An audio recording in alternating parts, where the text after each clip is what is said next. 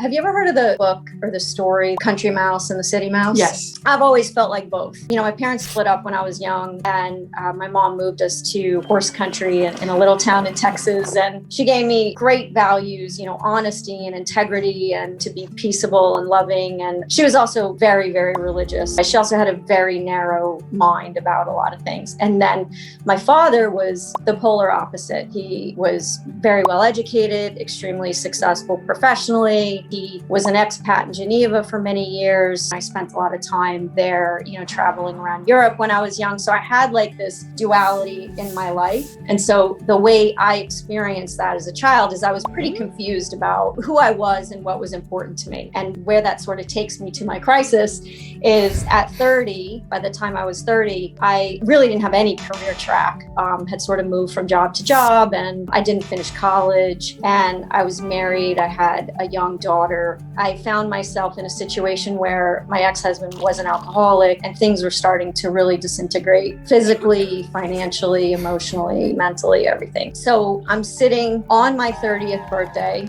and I realized that, you know, my marriage is over. I'm thinking, what a failure I am. No career. I hadn't worked. I hadn't finished college. We were in debt. I was going to have to move back home and live with my dad.